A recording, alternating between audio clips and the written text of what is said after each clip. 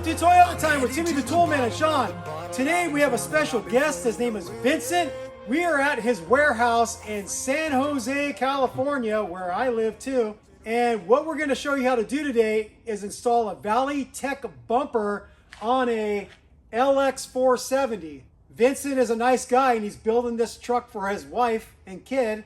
Personally, I would keep it for myself, but anyways, he's a nice guy. And this bumper comes from Valley Tech Fabrication, which is a small shop in the great state of Missouri, owned and operated by a guy named Garrett. And so we're going to walk you through the steps of removing the OEM bumper and getting this Valley Tech bumper installed.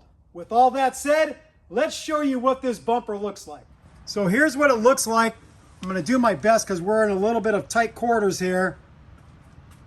But it's a pretty damn nice looking bumper. It's going to be a dual swing out. So obviously that's going to be for the spare tire. And it's got some built-in lights. What kind of lights are those? Baja S2s. Baja S2s. Got some sweet latch mechanisms. These are actually made by Billy from Brute Force. Yeah, I had him custom make it to work with this bumper. And then you have a ladder on the passenger side swing out so you can get up on top of your roof rack. It's got some nice latch mechanisms. This is from Summit Machine. They make pivots for Brute Force, and also Valkyrie uses these pivots. But he put these on there. Yeah, I had him custom make it to work with this pivot. Oh, so this is not how the bumper normally comes? No, this is custom. Okay. And then the other side. And we'll get a better look at what the bumper looks like when we got it on the vehicle, but just wanted to give you a quick shot of what the bumper looks like off the vehicle. Before we begin to show you how to remove the OEM bumper, I want to cover something. When Vincent and I were reading the instructions that Garrett provided us, we skimmed over an important part, and that was cutting out the resonator at the end of the tailpipe. The thing that I was calling a muffler is actually a resonator, and you don't need it, and it's not going to work with this bumper. It's going to get in the way. In the upcoming footage, you're going to see that it's going to be getting in our way of using a reciprocating saw to cut out the OEM crossmember, and it gets in our way of doing some necessary drilling through the frame. So what I recommend is just going right behind the resonator using a reciprocating saw or a circ saw and just cut right behind it and get rid of it. And then when you're done installing the bumper, take your rig over to a good muffler shop so they can weld in a new tailpipe section that routes it nicely right behind the passenger rear tire. So get that thing out of your way and then start removing the OEM bumper. We need to get the tow hitch off and the OEM bumper. The tow hitch is currently off already because Vincent already took it off and sold it. But I'll show you underneath the vehicle where it's bolted to each frame rail. So just to give you some orientation, this is the mud flap behind the rear tire on the driver's side. And then you could see 3 bolts that you'd have to remove. And I'm assuming it's the same on the other side, but I'll take a look. Yep, 1, 2, 3. So you take those 3 bolts out on either side and you can remove the tow hitch. Now we're gonna show you the fasteners we have to remove for the bumper. Starting in the driver's side wheel well, you have a 10mm bolt here, 10mm bolt here, and then you have this bracket with another 10mm bolt. And on the passenger side, you're gonna have the same 3 10mm bolts you'll have to take out. Now let's go underneath and I'll show you the other bolts. Starting on the driver's side, you got 1 here, and then you have a couple more in the center. These have already been disconnected. You could see it's not even connected right now. And then you have another one more towards the center on the passenger side. And then you have another one on the far passenger side. And these are 12mm on the underside of the bumper. So we're gonna start zipping these out with my DeWalt impact gun.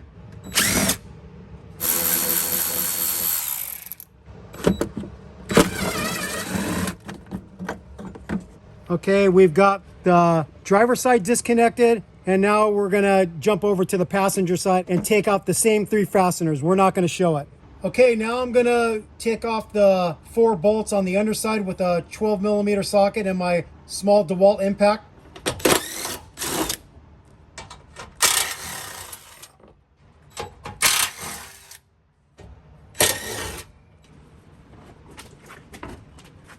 Such a strong bumper. Well, it's the steel behind it. And also the tow hitch will give you some protection from a rear end collision. I'm going to disconnect this top plate. It's held on to each side with a couple 12mm bolts.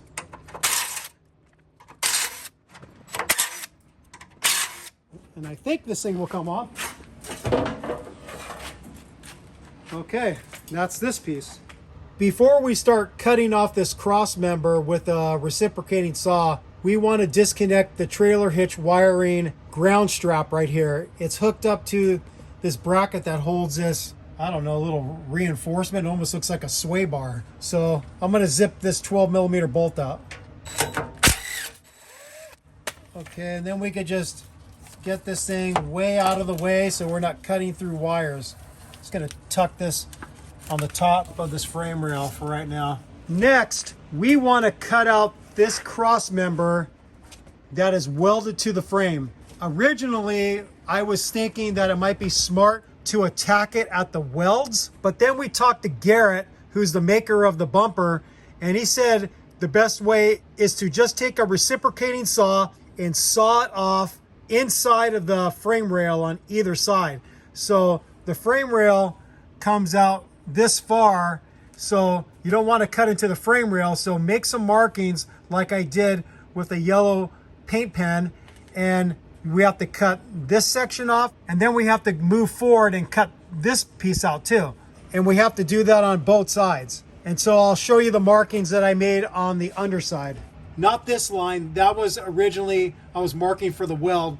We're gonna cut along here, we're gonna cut there, and then on the passenger side, we're gonna have to take the muffler off of this hanger here to get it out of our way a little bit.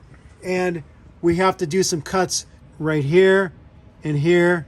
And then I have the frame marked on the inside right here. So we're gonna get cutting. We'll show you a little bit of it, but we're not gonna show you all of it to save time on the video. Okay, Vincent has a Milwaukee cordless reciprocating saw, and he's gonna get cutting. We're starting on the driver's side.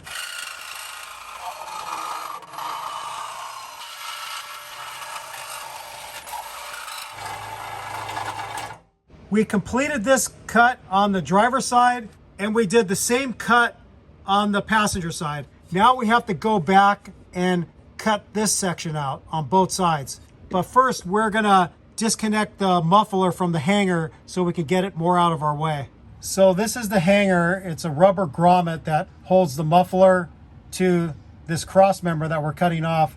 We sprayed a little silicone lubricant on here to help facilitate sliding it off. So I have a little pry bar, and I'm gonna pry against the cross member and then force this grommet off these two posts, or at least that's the idea.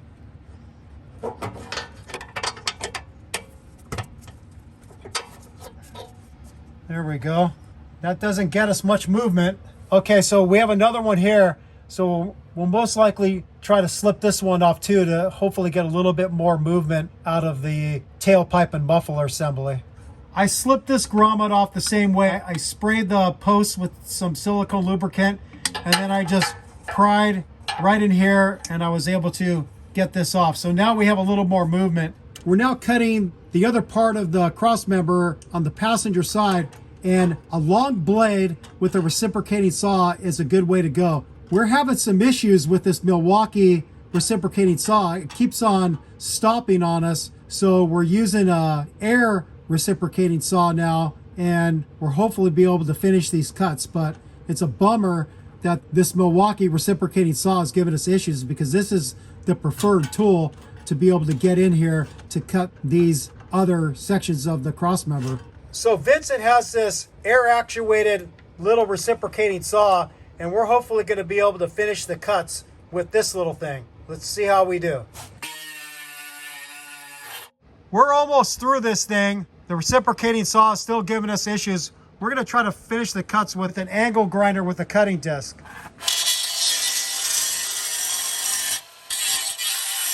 We think we have it mostly cut through. There's just a couple little corners that haven't met up yet, but with this big effing mallet, who makes that thing? SK before we went China. SK. Yeah, so he's before going to give it a SK. couple whacks. Try not to hit your tailgate. Let's see if we can knock this free.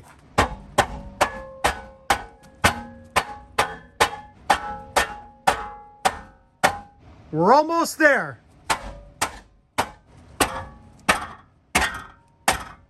Hey, there it is. Good job, Daniel Boone. I think it was supposed to be Paul Bunyan, but who cares? So you can see we got a little work here. Maybe we could clean that up with the circ saw. We could also do it with a grinding wheel.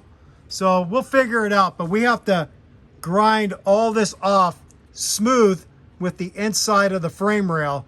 We can leave this section on top because this section right here is the same height, but we do want to cut this face off so the whole frame is open. So we have to do another cut here and another cut on the bottom on each of these to open up the full channel of the frame tube. On this side too, we have to make a cut here and a cut here to open up the full channel.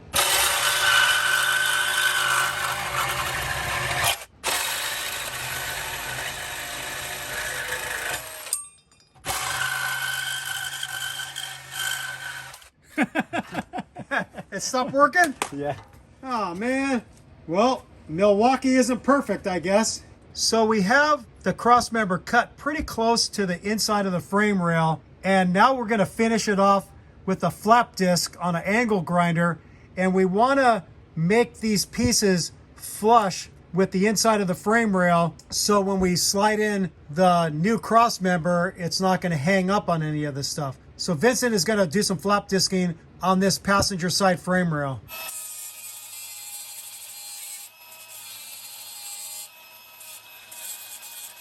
Now that we've got the inside of the frame rails sanded down with the flap disc, we're going to try to fit the cross member in. Let's see how it goes.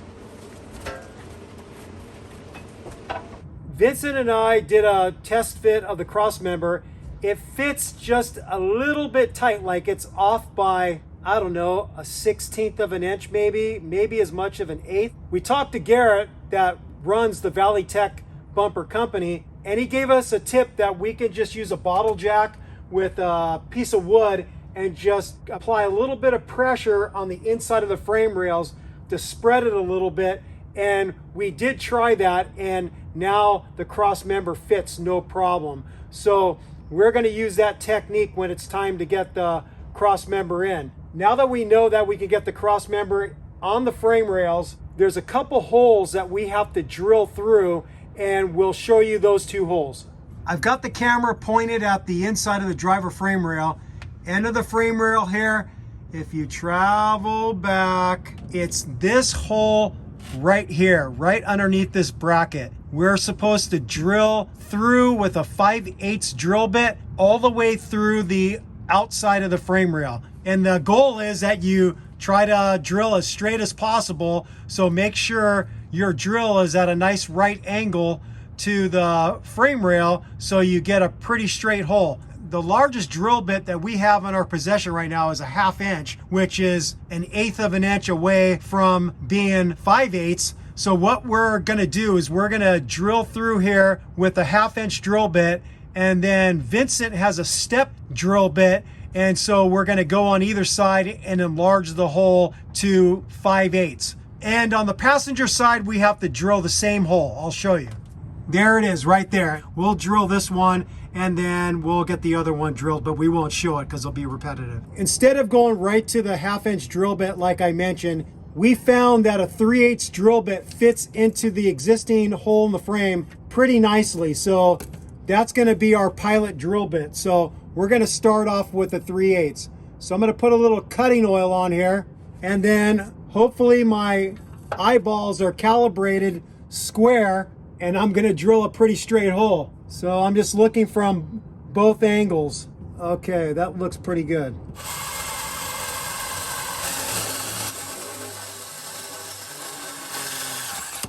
All right, I have a fairly straight 3/8 hole drilled through the outside of the frame rail. Now we have a step drill bit, and I'm gonna increase the hole side on both sides of the frame rail to 5/8.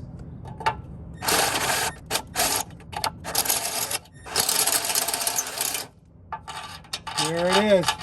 Okay, I've got this one drilled to 5/8, and now I'm going to go to the outside of the frame rail and drill that one.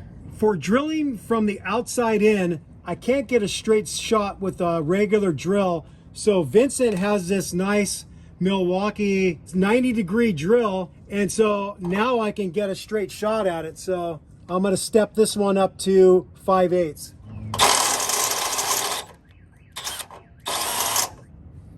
One more size up.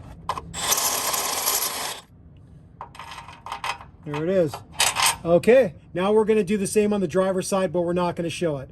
We've got both of the 5/8 holes drilled on both frame rails. Now we're going to clean it up a little bit, and we're going to shoot it with a little bit of steel at paint so there's no rusting that happens right where there's bare metal on the insides of the holes. We reinstalled this spare tire carrier thinking that it would create the space between the two frame members we need to fit the new cross member in, but it didn't give us the distance we needed.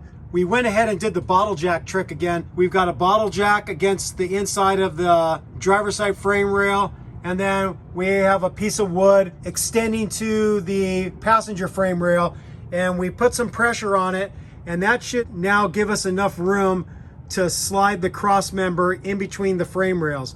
Make sure that the bottom of your bottle jack is clear of the bottom of the frame rail, because the new bumper cross member slides right along the bottom of the frame rail, so you need that clearance. So push it up past the bottom. So now we're going to fit the new cross member in.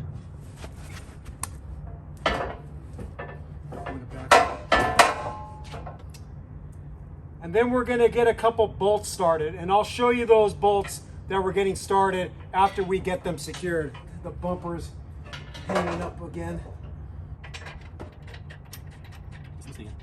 So for right now, on each frame rail, we've got this bolt in, not the furthest most bolt back, because for this hole, the bolt's not only going to go through the cross member, but it's going to go through the bumper too. So we're not going to put this one in just yet, just this one for now. And now we're going to get the 1/2 inch by 3.5 inch bolts in through the side of the frame rail. These are the ones we drilled earlier, the 5/8 inch holes.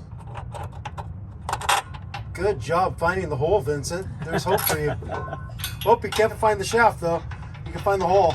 I guess that's a good thing. You can find the hole, but you can't find the shaft. I'd be worried if you could find the shaft. So we at first held the cross member in place with a couple of the old bolts. And then what we did is we locked in all 4 bolts on each side to make sure this cross member is perfectly square to the frame with all the holes lining up. These 4, and then the ones we drilled on the inside. So we have both of those long bolts going through the frame, and we have the other 4 bolts on the other side. This is so we know we're very, very aligned, because we have to mark for a couple holes on each frame rail to drill, and I'll show you the ones I'm talking about. We're gonna go on the inside of the frame rail, and we have to mark these 2 holes to drill. Vincent's gonna mark those with his yellow paint pen. After Vincent gets done marking the other 2 holes, we're gonna remove the cross member so we can get in there with our drill and drill from the inside out. And then we have to make some measurements on the outside of the frame rail and drill the holes from the outside in. Here's the holes that he marked on the inside of the frame rail. We're gonna center punch them and then start drilling them, starting with a smaller drill bit and then stepping up. And here's Vincent's Picasso on this one. I think he could probably sell this for a couple $1 million, but this and this are the actual holes. I don't know what all this other extra slop. I think we moved it around when we were. Oh, we were moving the frame. Yeah. So yeah, he's got an impressionistic painting on the inside of his frame.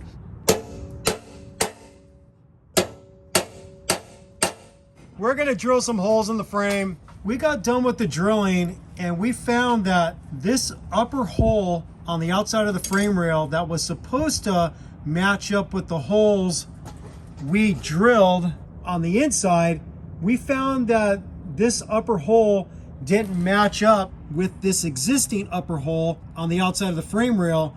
So what I did is I took a coarse round file and I elongated the hole towards the body mount right here. That made it to where the bolt can slide through just like so. We talked to Garrett about it and he said the only thing he could think of is that there's some variation with Toyota in the making of the frames, and this outside upper hole at the end of the frame rail isn't necessarily in the exact same spot on all the frames. So if you find that yours doesn't line up with the hole you drilled for the cross member, then you'll have to elongate it with a file like I did, or maybe with a Dremel tool with a little grinder wheel. The other hole we drilled was right here.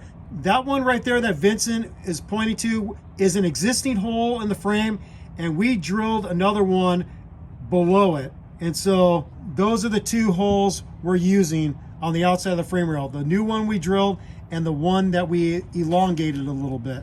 And then these are the two new holes we drilled on the inside of the frame rail. All right, we're gonna get the cross member in with the new hardware that came with the bumper. The bolts that go in from the bottom are the metric bolts, and that sack of bolts will be labeled so you'll know it's the right one. But they're a shorter bolt than the ones that go through the frame rail. We're gonna use anti-seize on all the bolts because that's what Vincent wants to do. Does the instructions say to do it? Mm-hmm. And the instructions say to do it. So anti-seize on all the hardware.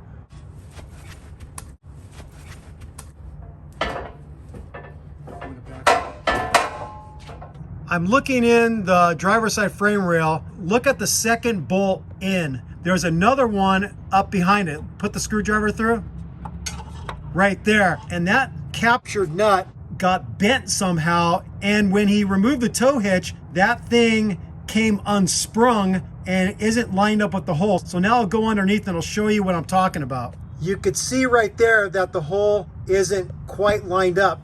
If you have a long enough pry bar, you can get behind the captured nut and you can pull it the direction that you need to, which is that direction, and we can get the bolt in. So what we did, because we don't have all the tools that I usually have at Vincent's shop, is I'll take a screwdriver and pry this over this way, and then we have a jack handle for my transmission jack. He's going to wedge it between the nut and the frame, and then this way we can get that last bolt in.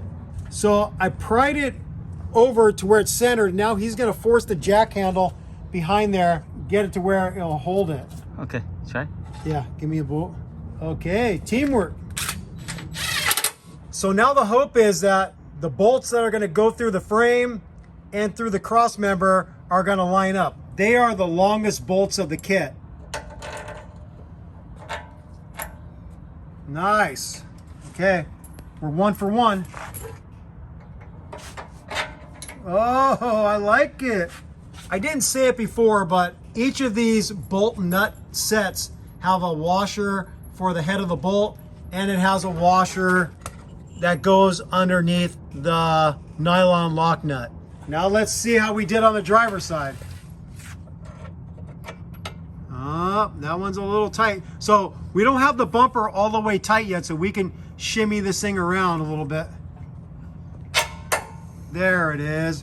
Vincent just had to use his muscles a little bit. Okay, for 3 for 3. Let's see if we're 4 for 4. Oh, I like it. That slid in too easy. It's like a hot dog in a hallway, corn dog in the Astrodome. Now that we know these bolts will fit through the frame rails on both sides, we're going to take them out because we're now at the point where we want to slide over the bumper onto this cross member. What you're seeing is the bumper already slid over the cross member, and I wanted to cover this because it's important. You want to leave all the bolts that hold the cross member to the frame loose so you can make any necessary adjustments to get the bumper to fit over the cross member. So I just wanted to let you know that before you tried to slide the bumper over. All right, we're ready to put the bumper over the cross member. We do have a transmission jack in position to help us support it if it doesn't slide over right away. So we could rest it on there and then reposition if we have to. So here we go. Get into that whole bit.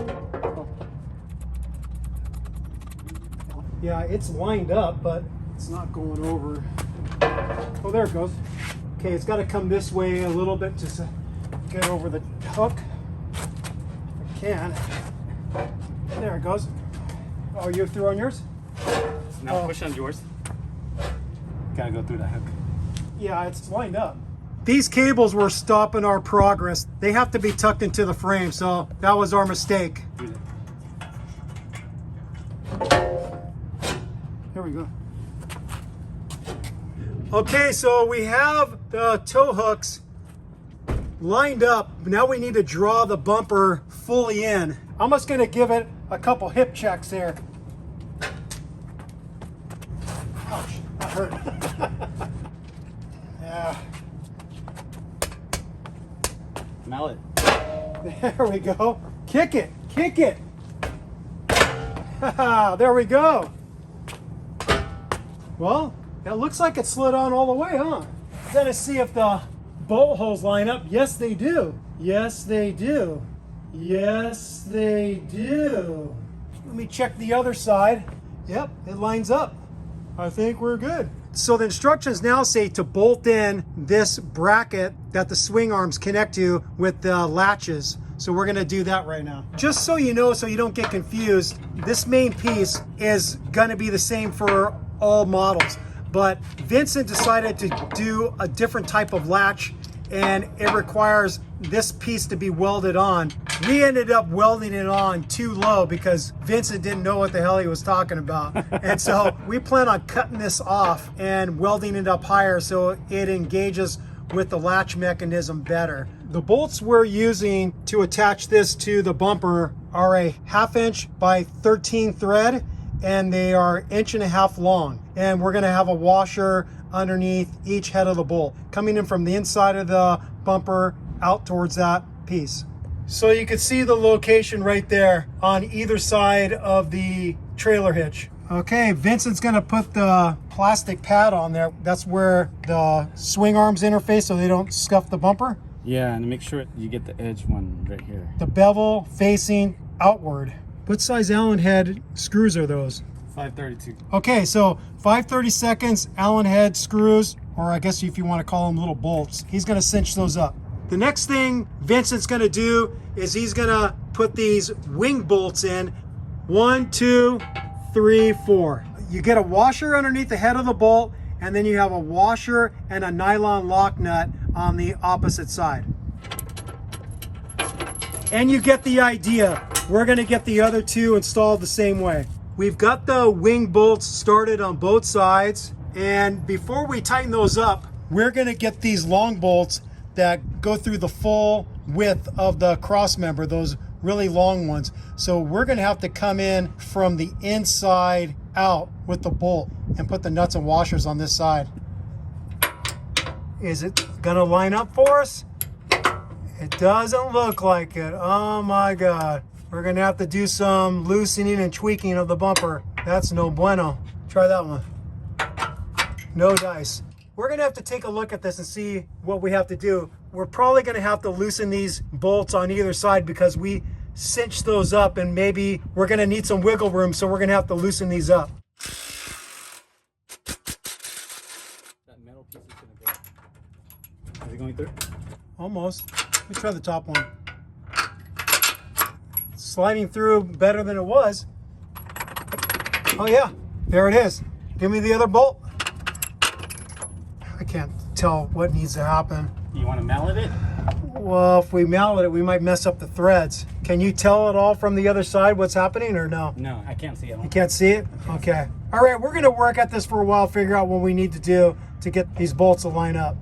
Well, par for the course, we're having some difficulty with getting these long bolts that go through both sides of the cross member on each side. And it's mainly because when we drilled these holes, we didn't drill them all that straight. So what we're gonna do is we're gonna take a stepped drill bit and we're gonna open up this slotted one at the top and then this one down here that we drilled.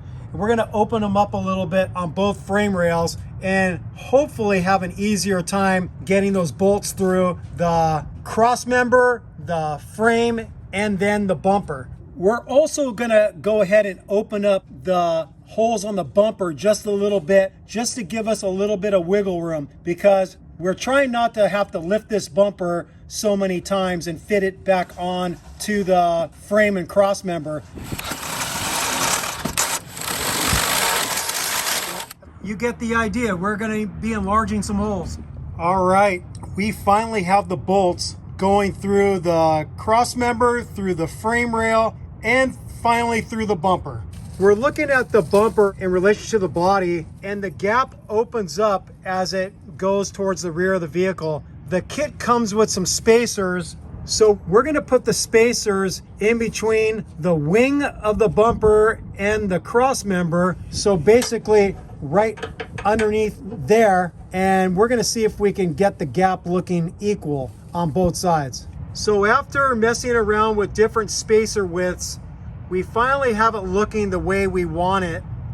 And what we ended up doing is we used a thick spacer and a thin spacer on this far end. And then what we used at this point is we used one thick spacer, because the kit comes with basically two thicknesses, one thicker than the other. So we're gonna do the same thing on the other side. We're gonna put a thick and a thin spacer at this point, and then we're gonna put a thick one at this point, and we'll be able to achieve the same gap on the other side where it looks really nice and symmetrical with the body.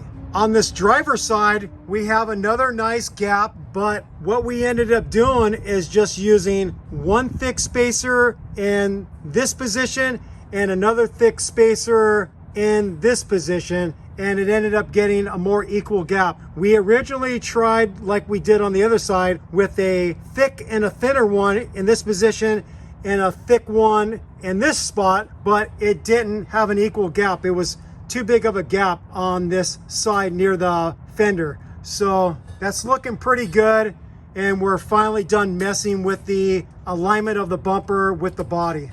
We're getting ready to put the swing arms onto the bumper, and we're packing the bearings with our handy dandy bearing grease packer. Vincent's gonna display how you do it. So he's gonna put the bearing in with the narrow side facing down, wide side facing up. Then he's gonna screw the plunger in there, and there are threads underneath all that grease. And with these bearing packers, you just have to make sure you have enough grease on the bottom. Yeah, it's pushing through. Nice, good job. Then he just unscrews it, and we have a bearing that's been packed with grease. So we're gonna do the same with the other three. Before you slide the first bearing on, you want to put the seal at the bottom of the spindle. So I'm going to slide one of the bearings on, and the tapered side faces up. The larger side faces down. Okay, that's all the way down. Now Vincent's going to slide the arm over. Okay, it's in place. So he's going to drop the second bearing in, but this time the tapered side is going to face down and the larger side is going to face up. After the bearing, we've got the big washer in there, and then we've got this nylon lock nut. And now we need to grab a big socket and tighten that sucker. It's a 37mm nut.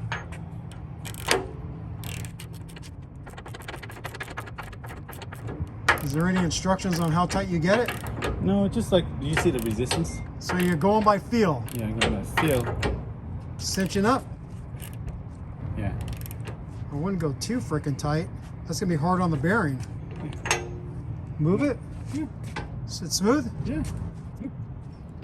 Okay, so what can I say? Use your best judgment. What we have is the nylon lock nut is just below the shaft of the bolt. So we're gonna now get the cap on to create a weather seal so water can't get in there. It's a billet aluminum cap, and he had to put an O-ring on there. There's a little black O-ring there. Okay.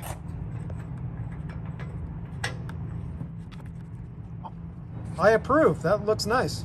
All right, so we have the swing out for the tire carrier on the passenger side, and then now we're gonna get the other swing out on the driver's side. And this one has a ladder so he can get up on top of the roof rack. Now that we have both swing arms on, we're going to tackle the wiring portion for this bumper install. The bumper is going to come with this bus bar. Garrett's going to have the wiring for your rear lights already attached to the bus bar. So currently right now, these two red wires are the positive and the two black wires are the ground. And Garrett's going to have the proper ends on the wires to plug into the lights of your choice. Along with the bus bar box, you're going to have a 7-pin trailer wiring setup. And Garrett does a nice favor to his customers by cutting all the wires to the length that they will be attached onto the bus bar.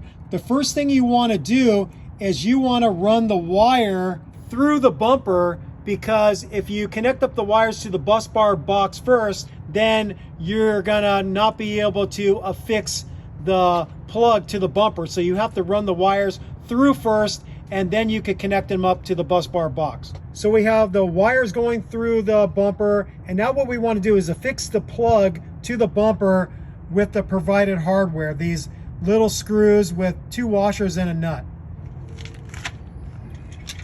So you come in the front with the screw with the washer underneath the head, and then a washer and a nut on the back. And here's what it looks like on the back side. Those nuts are a 10mm, and we're gonna cinch them up with a socket on the back and a Phillips screwdriver on the front. Now we're gonna attach the trailer wires to the bus bar box.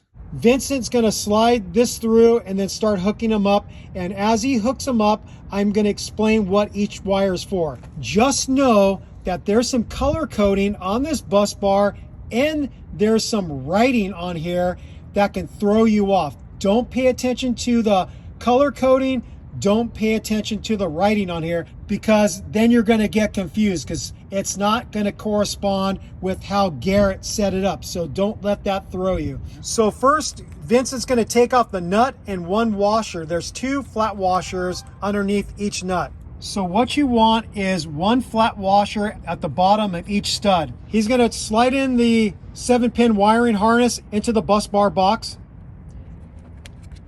The shortest wire is a white wire, and that's going to hook up to the ground. The brown wire is going to go in the 2nd position, and that's for the tail lights.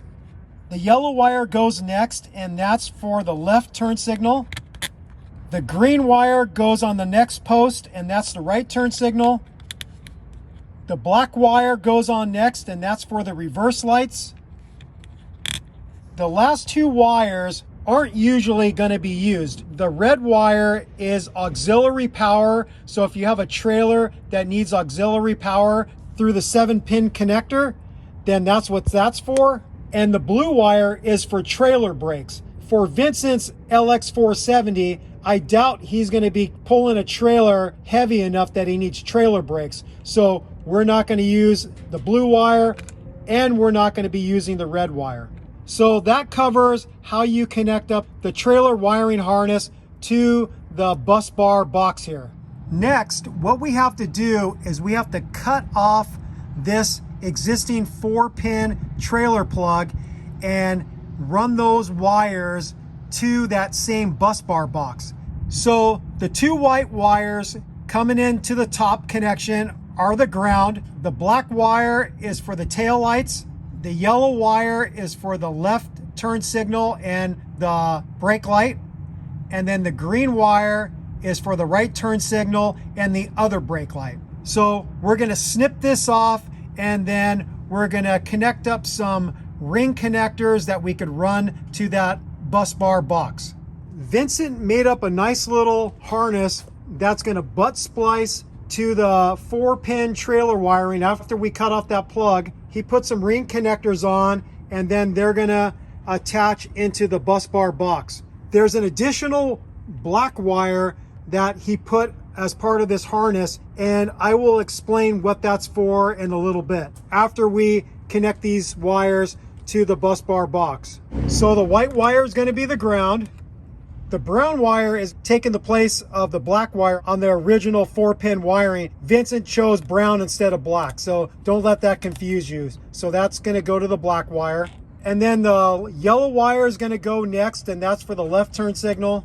And then the green wire is going to go in the next position for the right turn signal. So now all he has to do is put a washer and a nut on those 4 positions and cinch them up. And he's going to cinch them up with an 8mm socket. Now let's talk about this black wire. This is going to hook up to this position for reverse lights. So if you have a trailer that has reverse lights, that's one of the reasons why you would want to run this wire to here. And then where the other side of the wire taps into, I will get underneath the truck in a little bit and show you where to tap in.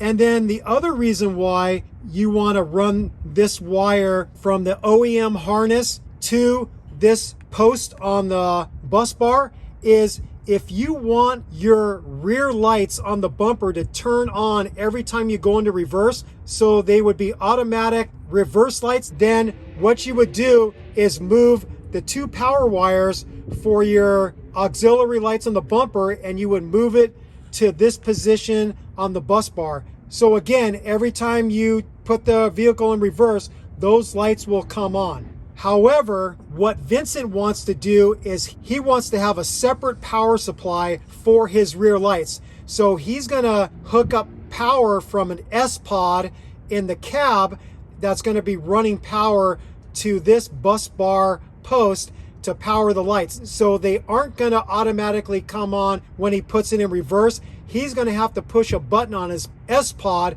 to send power to those lights. So that's how he wants to set it up.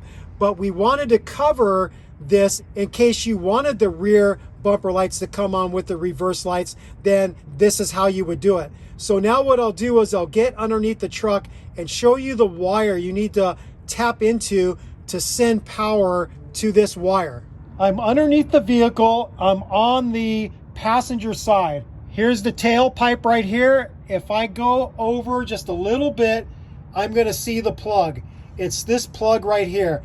And by using a test light, I figured out which wire gets power when you put the transmission in reverse. I'll zoom in so I can show you.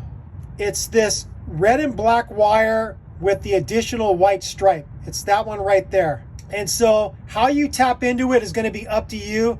You could use one of those piercing type of connectors that's just going to pierce the wire and make a connection. You can come back here a little bit, take off the split wire loom and use a butt connector and have 2 wires coming out. One's going to bring power to the plug and the other wire would go to that black wire that goes to the bus bar box. And then you'll notice that black and red wire doesn't go anywhere to the trailer wiring, because on a 4-pin trailer connection, you're not going to have reverse lights. You do have that option on the 7-pin connector that we're wiring up to the bus bar box, but you don't have that for the OEM 4-pin connector. So that's why that wire doesn't continue on the other side of the connector. It stops. So now Vincent's going to connect up that black wire to this position here for the reverse lights. And he's going to lock it down with the nut. So now Vincent's going to cut off the 4-pin trailer plugs so he can butt splice the harness that he just made to these wires. And what Vincent did is something pretty damn smart, something that I wish I would have done on other wiring projects. He cut them at different lengths so the butt connectors aren't going to end up in the same position and be one big bundle of butt connectors. So he offset them, which is a really good idea. And then he's just going to strip the wires, and then we'll come back after he's butt spliced them together. There's 2 wires that we did forget to hook up to the bus bar box, and that's the positive and ground for the license plate light. The wires are going to be fed through here, and then they're going to run to the bus bar box that's going to be attached to the bumper on the driver's side. So before you connect it up to the box, you have to run the wires through the bumper. And so Vincent's going to do that right now. So he's got the wires fed through the bumper. Now he's fishing them through right here. Instead of bringing the wires along the bottom of the bumper, it's going to be much cleaner to bring it up through here. So you can go up on top of the frame rail and you can fish the wires right through the top where he's got them right now. And this is going to run over to the bus bar box that's going to be bolted to the bumper right up in this area. Now that we've ran the license plate wiring through the bumper, we're going to connect it up to the bus bar box. So the red wire is positive, the black wire is ground. So he's going to connect up the black wire to this ground position in the bus bar, and then the power wire is going to connect up to the tail light post right here. And once he cinches these down and then puts a grommet on here to keep debris or water out of the bus bar box, this will complete the wiring for the bus bar box, and then we can put the cover on. All right, he's got the two connections tight with those additional two wires for the license plate light. Now he's just going to put the cover in place. So the cover just goes on with a couple screws and it's secured. Now that we got the wiring done for the bus bar box, we're going to go underneath the rig and we're going to bolt the box in place. The two mounting holes are right here and right there. And so we're going to place the box up on top, and then Vincent's going to show you what the hardware looks like. It's 2 bolts, 2 flat washers, and a nylon lock nut. And so what we're going to do is we're going to put the bolts in from the bottom up with the nuts on top. So this is what it should look like. And the size bolt and nut is a 7/16. So we're going to use an open end wrench on the top on the nut and a socket on the bottom. We're going to put on the bump stops on the swing outs so the metal swing out doesn't come in contact with the metal part of the bumper. And it's also to prevent the swing out from being able to contact the rear hatch. So pretty simple. And this thing is adjustable to where you can adjust how far it sticks out. So when you latch the swing arm fits nice and tightly against the bumper. And there it is. We have to do the same on the other side. The next thing we're going to install is a strike pad that goes on the bottom of the swing arm. So when it comes in contact with the bumper, it's a tight fit. It affixes with 3 countersunk bolts. It's a 5/32 Allen bolt. Okay, you get the idea. He's going to get all 3 of those installed. One thing that Vincent and I didn't show, but I want to show it now, is we got some additional bolts installed on the truck. You have these 2 right here. Normally they're gold color, but Vincent chose to go with black. So you have one near each swing out.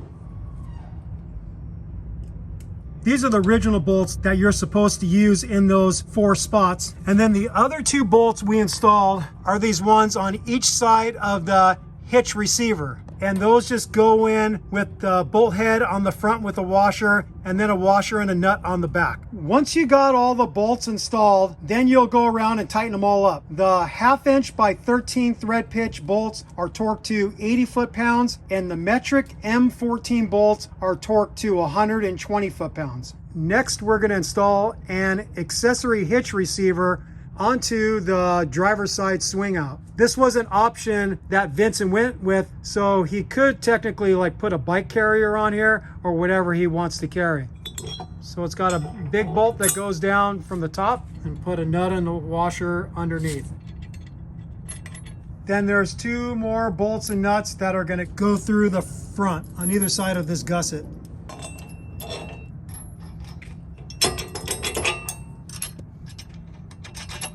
Okay, and he's just going to cinch those up. The next thing we're going to install on the passenger swing out is the spare tire adapter. Vincent already installed the lug nut studs into the carrier. Now he's going to install it onto the swing out. And you see it's got some adjustments of positions you can put it on. Since he's running 35s, he's going to put it to the furthest most out position and see how that works out. A bolt goes in through the top, then a washer and nut on the bottom. A second bolt goes in from the side, and then again a washer and nut on the other side. This part of the passenger swing out is for mounting a high lift jack. You have a screw knob that you screw into the top here, and then you have this other pin here to capture the high lift jack. Vincent isn't planning on putting one on, at least for now, so we're not going to install one in this video. Now we're going to run the wiring for the license plate light along the passenger swing out and then up the arm to where the license plate is going to be hooked up right on the spare tire carrier. We'll show you how it hooks up later. The kit comes with these little wire clips, and there's some existing holes in the swing out that you can screw those clips into. So you can see how the clips capture the wire, and then it goes up the arm to the top so you can power the license plate light. We lifted the spare tire onto the passenger swing out. You just affix it with 3 lug nuts. These 2 are just temporary. Vincent is planning on putting locking lug nuts, so it's going to make it harder for someone to steal his spare tire. And we did adjust how far the carrier fit onto the swing out. We put it in further so the spare tire would come closer to the swing out so it wouldn't be sticking out so far from the back. So I say that looks pretty damn nice. Now we're going to install the license plate light harness and the frame that it mounts to and the license plate mounts to. So the lights just hook into the top slots there. You just open up the nut a little bit, slide it over the slot, and then tighten it. As simple as that. And then you just slide it in to the spare tire, and then you got to put some nuts and washers on the back. Okay, and we're going to cinch those up. And then you just make the electrical connection so you get power to your license plate light. And then if you want to, you can maybe tidy up the wires a little bit with some zip ties, whatever you want. All right, we've got it all done. Here's the final look. I'm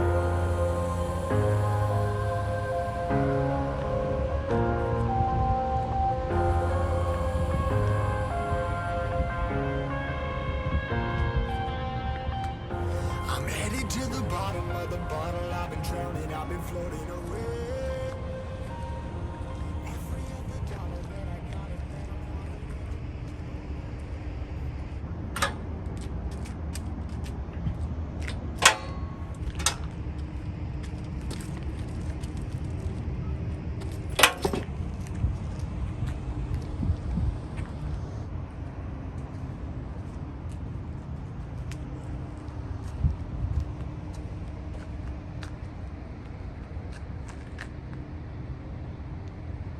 So I'm gonna make a request. I wanna see you climb that ladder and get up on your roof rack. Don't chicken out, Vincent. You can do it.